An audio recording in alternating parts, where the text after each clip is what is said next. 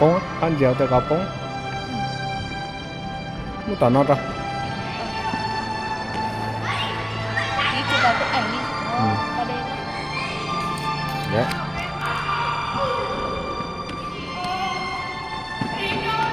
chụp lại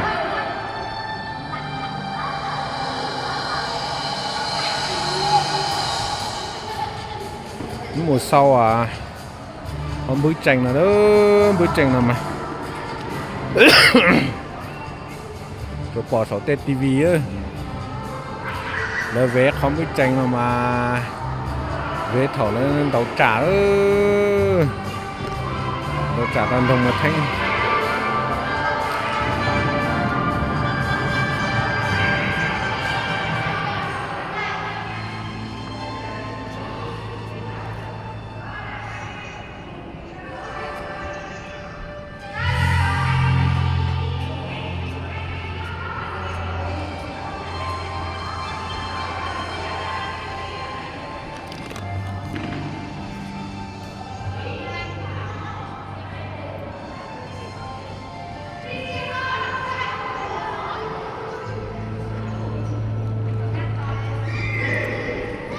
cái chỗ nào mà đá được kia chia mà ngồi lên luôn thùng mà ngồi lung tu nữa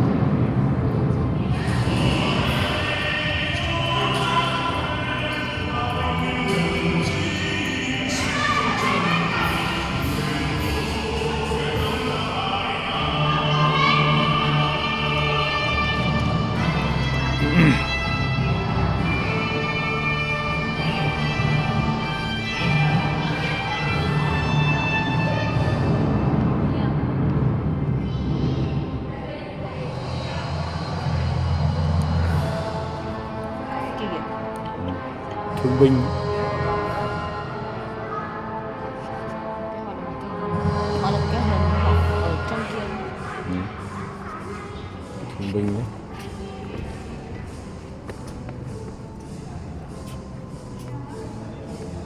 Đấy. Hy sinh, quân Pháp hy sinh.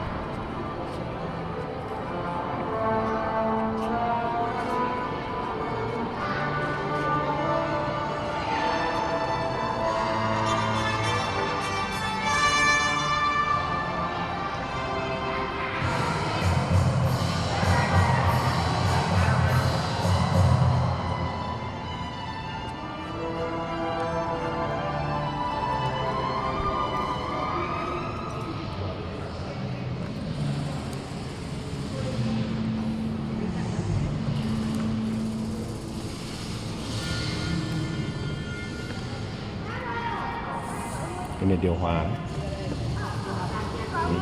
Bị nước rửa chân.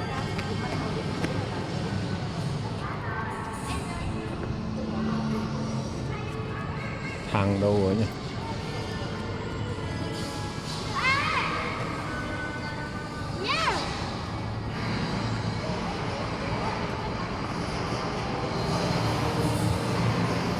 Nhìn nó vòng trên, lên tầng trên xoay một vòng. Xoay một vòng đây.